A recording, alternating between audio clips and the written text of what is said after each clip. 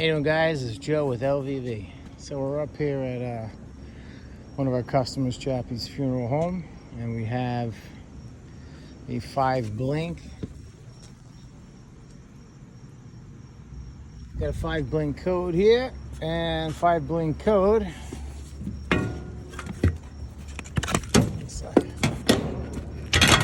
5 blink code. So you have 5 flashes. Let's go. Focus. Focus. 5 flash. LPS1, low pressure circuit. Compressor lockout. So we're going to put our gauges on this machine. I'm sure that we're going to find low pressure. And this unit's not under warranty. I know some people don't like to use a sealer, but we're going to probably put a sealer with a dye into the system. But this thing is getting pelted. So I have a feeling that there's a leak in the system. I hate microchannel. Don't like it at all. Reminds me of a radiator in a car, and they suck. Anyway, you can't even if you find the leak, you can't really repair it. It's very difficult to do. I've seen people have a kit, and I've seen them repair here and there where sometimes they close the circuit off or whatnot. But anyway, you can't really can't heat up that aluminum because it starts making the hole bigger and bigger. I know there's a certain way, real light heat, a real gentle touch. My wife says I'm not gentle enough, so that might be the reason why I can't fix these pieces of garbage. Anyway, regardless of the fact, we're going to put in a sealer and we're going to put in a dye. If it's in a spot that we can repair it, great. If not, you change the coil or you change the whole unit. And these things are probably like 16 years old, so I'm sure they're going to want to change it if it's in a spot we can't fix. Anyway, I'll show you guys us putting a charge in here with the sealer and the dye, and we'll go from there. So we're down in the truck. Got Jim up on the roof, and we are sending everything. We're sending everything up via the rope. Much quicker, much easier, much safer than going through the hatch. We're gonna set everything up. Oh, Jim's gonna set it up by the time I get there. And look at that. Oh, God loves me. Down to the last one. A seal, baby. 1.5 to 5 tons. It'll dye you and seal you, and hopefully we'll never have to talk to you. A seal. All right. So let's get to this. So we're at a 56 back pressure. It's supposed to be around 120. We're putting in the sealer and dye.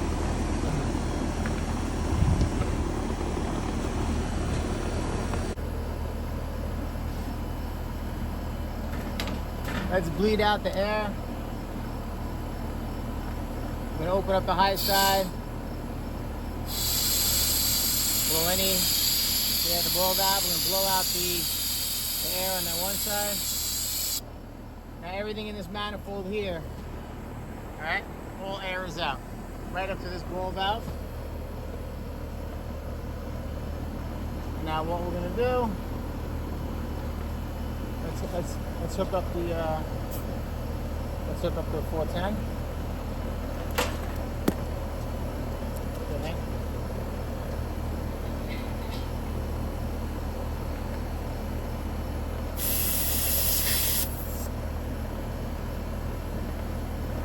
Let's flip this over, Jim. All right, so we're gonna. I cracked the valve, got the air out of that too. Let's open that up. Open that up right there. Zero that first. Open the blow valve. I didn't zero that. That's all right. You can open that up. It's open. All right. Just let me know when you want me to zero. You can zero. Well, not yet. Not yet. So now we're hooked up. We're getting the air out right there. Zero that. What I like to do is there's no air in the system right now. Zero. All right. So we're going to just get on this just a little bit. Now right now that's open. All right. That's open, going right, feeding straight in. It'll come right through my low side valve. gonna do is we're on here a little bit. We open here, crack. Crack. We go right through. That's it, and it just pushes it right through. I'm not sure if you can see it.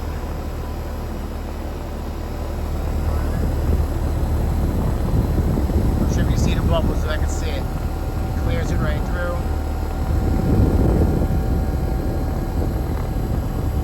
Alright. Kind of looks like a sight glass that is that's empty. So all that is through. Now we can take this out. Undo this. I like taking this out because sometimes I get weird readings with the ACLR in. I'm letting a little bit come out so it pushes through, and there's no air in the system. We're gonna close this up, open this here. Now look at what we got. We got 74. See that on the back side? 233 and a head on the head pressure. Alright, and to put it in, we put in about 7 ounces. Alright. Let's get this back up. You always want to put this back up in its place so it takes the air, not from the big hole here, but from the coil. If you open this up, some units you're going to get all the air sucking in here and straight through, and what happens is it creates a lot of high head pressure. Then you're going to go off on high head pressure on the compressor. So once you get everything tied in, just put that back in there. All right, so now the air is flowing from the coils, not through this big gaping hole, because air, electricity, water always like to go to the path of least resistance, and that's what will happen right here. So you close this, and now the air is going through here, cooling this coil, allowing the refrigerant to condense. That's why this is a condenser. Cools it down, makes it turn into a liquid, then goes to the metering device as a liquid, and then that's where the magic happens, as they say. All right, so now we're gonna open this up, crack it a little bit. And you see here, we got that going into a negative. It's making my tank lighter. See that negative 13? When we get to 16 ounces, that's a pound. All right, it's gonna put 1 pound in. All right, and then you close that. You see where it drops down to. It's still a little light. We're 95 back pressure, 235. You can go on your PT charts and see what the head pressure more or less should be on a day like today. If it's 80, you can go at 80 on the PT chart for 410A and see if that's supposed to be, say, 400, say 200 psi or whatever it is. But you always add. What you do is you add, on a high efficiency, you add 20. Okay, so if it's an 80-degree day, you add 20, so you put 100 on your PT chart and see what the head pressure should be. Like I said, it's just a gauge, it's just a guide, it's not a direct science, all right, guys? All right, so we do know that this low pressure is too low. I know I like to call it low pressure, but this is too low pressure. We need it to get around 120, 125-ish. We have a 70-degree day, so we should be in between that 115 and 125 day. Yeah. And we're at a funeral home, so we don't want the dead people to get up and start walking around. All right, so 1 pound, 13 ounces, and 75 hundredths of an ounce. We're getting there, guys. And look.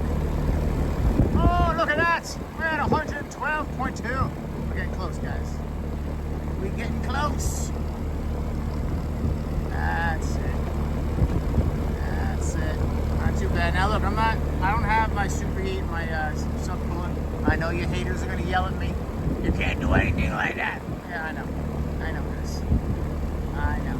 But see, with this over here, if I put my clamps in, all right, all this affecting air is gonna shoot right up in there. It's gonna affect the temperature of my gauges and everything.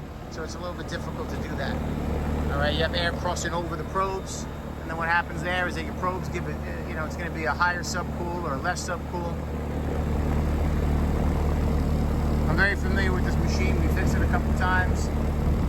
We will do a TD. We're going to do a temperature difference from going in here to coming out there, as well as inside at the at the registers and everything.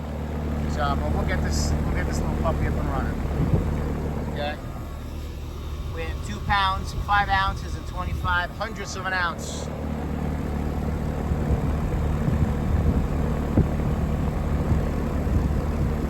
So we will see a sweaty pipe going on with the suction. We'll get heat coming out of here as a discharge. You really should get like a 20-degree difference from the air coming in to the air discharging out. Well, look at that, 122. We're almost there, guys. Almost there. All right, that's 2.15.25. So, quick question: how many pounds, how many ounces we got on here? Quick, 3, 2, 1. Correct answer is 2 pounds, 15 ounces, 25 hundredths of an ounce. Every 16 ounces is a pound. And we're almost at 3 pounds.